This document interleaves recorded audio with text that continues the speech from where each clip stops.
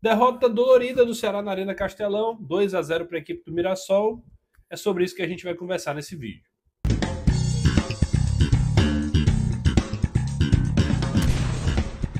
Pois é, turma, derrota alvinegra ontem, 2-0. Estou gravando esse vídeo já na quinta-feira, depois de tentar refletir, né, sobre o que é que tem acontecido com o Ceará nesse período, né, pós-mundial principalmente.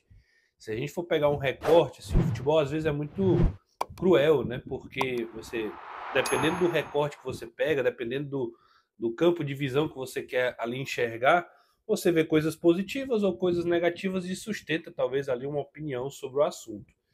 O Ceará, nos últimos jogos, são 3 derrotas seguidas na Série A do Campeonato Brasileiro. Na volta do Mundial, só a vitória no Clássico. Se a gente ampliar um pouquinho o recorte, o Ceará tem 7 jogos, 6 derrotas e uma vitória. Isso contando pelo Campeonato Brasileiro, né? Exceto ali o empate contra o Sport pela Copa do Nordeste, que o Ceará acabou avançando de fase para a semifinal. Mas a partida de ontem ela traz algumas verdades que elas precisam ser ditas, mesmo que não sejam confortáveis, né? Mesmo que elas não sejam favoráveis. E a gente vai conversar sobre elas. A primeira delas, o primeiro ponto, né, que a gente pode extrair de ontem é: ontem foi um jogo extremamente controlado pelo Mirassol. Esse para mim é o meu primeiro ponto. Ah, Renato, mas o Ceará finalizou trocentas vezes. Ah, o Ceará fez. Só o Pedro Raul finalizou mais de 10 vezes. Como é que é um jogo controlado pelo Mirassol? Me diga qual foi a finalização perigosa da equipe do Ceará. Me diga qual foi o momento onde o Ceará fez um abafa na equipe do Mirassol que fez com que a equipe paulista se desestabilizasse no jogo, desestabilizasse. Me diga um momento onde o Ceará foi extremamente dominante, e eu não estou falando dominante de posse de bola não, porque talvez a posse de bola do Ceará desde o começo tenha sido uma posse de bola realmente muito maior do que a da equipe do Mirassol. O começo de jogo do Ceará é um jogo de imposição, como é de praxe. O Ceará que marca alto, o Ceará que atrapalha ali a saída de bola do adversário e que criou oportunidades. Isso é fato, é inegável também. Mas não houve um momento onde o Mirassol se desencontrou no jogo, se desestabilizou. Em nenhum momento. Pelo contrário, depois ali dos 15 minutos, o Mirassol começou a colocar a bola no chão, começou a criar oportunidades também, começou a ir ali no setor ofensivo, e mesmo com suas limitações, foi um time que parece que não se assustou de jogar na Arena Castelão e não teve dificuldade. A gente falava no pré-jogo que era um time difícil de ser batido, muito competitivo e que jogava também em transição, o que, pela característica do jogo também, isso poderia ser realmente uma dificuldade muito grande da equipe do Ceará. E se a gente for falar de número, às vezes os números eles mostram, eles evidenciam o que foi o jogo e às vezes eles iludem, né? Porque o Léo Condé na coletiva ele fala que o Ceará criou mais, que o Ceará dominou mais, que o Ceará fez isso, fez aquilo. E ontem eu acho que os números não justificam o nível de atuação. Sabe por quê? Porque foram 69 cruzamentos. O Ceará fez ontem 69 cruzamentos. E sabe qual foi a outra grande coisa que o Ceará fez no jogo? Talvez uma ou duas finalizações de fora da área. Eu lembro uma do Pedro Henrique no segundo tempo, que ele corta para dentro e bate de esquerda, mas já na reta final o Ceará já perdia por 2-0.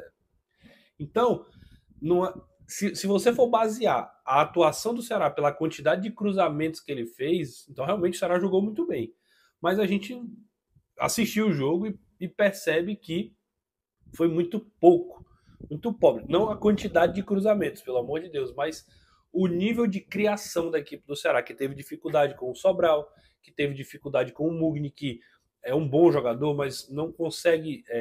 Parece que o nível cai um pouco. E aqui não é uma crítica ao Mugni, é só dizer assim: ele vinha mantendo o nível e ele, quando ele baixa um pouquinho, aí já não consegue criar tanto. É um Pedro Raul isolado, brigando com os zagueiros, irritado. O Pedro Henrique que não consegue ajudar.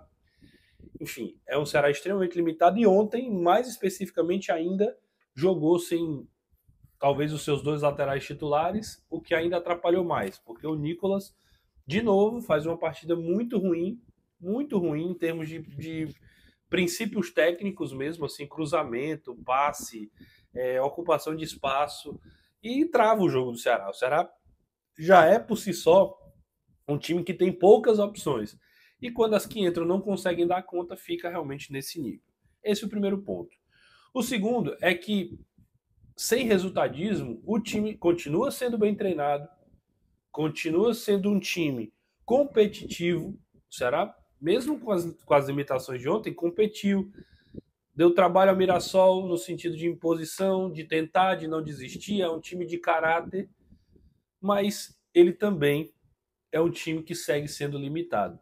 Eu lembro que quando a gente falava aqui, o Ceará ganhou, mas presta atenção, é um time que ainda tem suas limitações. O Ceará venceu, o Ceará pontuou, mas não dá para a gente fechar os olhos para uma dura realidade. Muita gente mesmo, vocês estão querendo só ver o lado negativo. Vocês estão enxergando só problema. O time ganha e vocês querem encontrar um vilão, querem encontrar uma situação para conturbar o ambiente. Aí, o que é que acontece? Se essa verdade ilude, é uma decisão pessoal. Mas eu tenho plena convicção de que o time, mesmo quando ganhou, e eu defendi essa ideia aqui várias vezes, continuava sendo limitado. Quando venceu o Grêmio, quando venceu o Vasco, quando pontuou fora de casa contra o Santos. Lembra quando fez um 0x0 contra o Santos lá no Allianz? A gente falava que, cara, o Ceará conseguiu um ponto, mas assim, às vezes, muito mais na sorte do que no juízo. Muito mais na questão ali da postura do time, que é inegável que é um time que quer, que busca, mas ao mesmo tempo é um time travado, um time que cria pouco, que quando perde algumas opções não tem como repor, não tem como manter ali o nível de competitividade.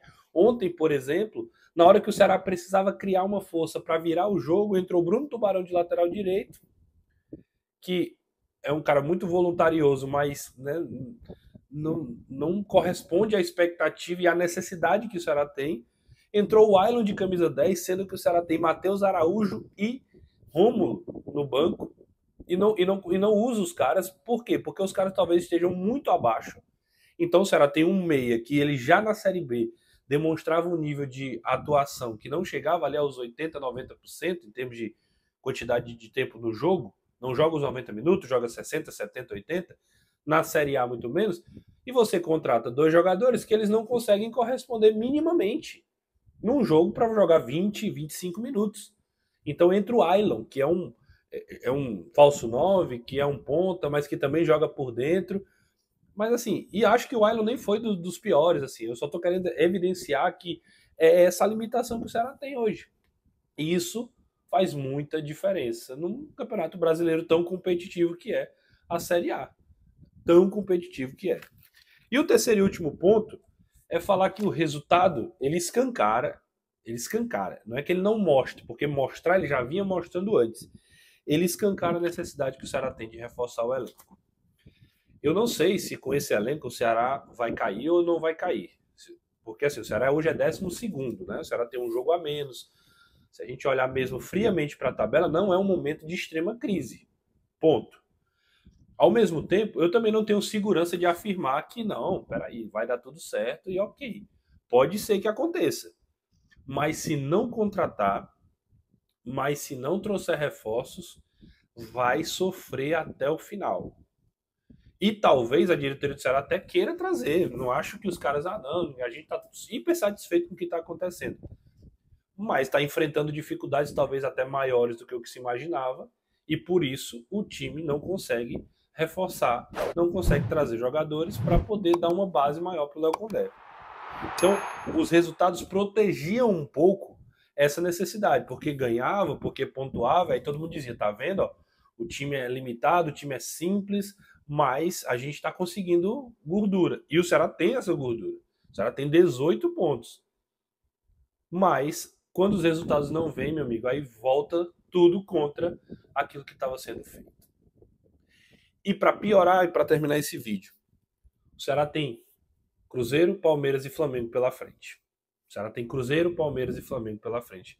3 dos principais times hoje do país que estão lutando pelo título do campeonato.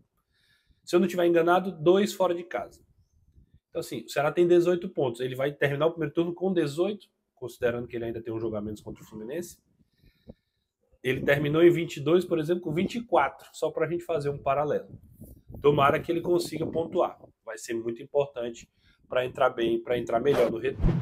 Esses os 3 pontos. Quero saber a tua opinião, deixa aí nos comentários. Um grande abraço e até a próxima.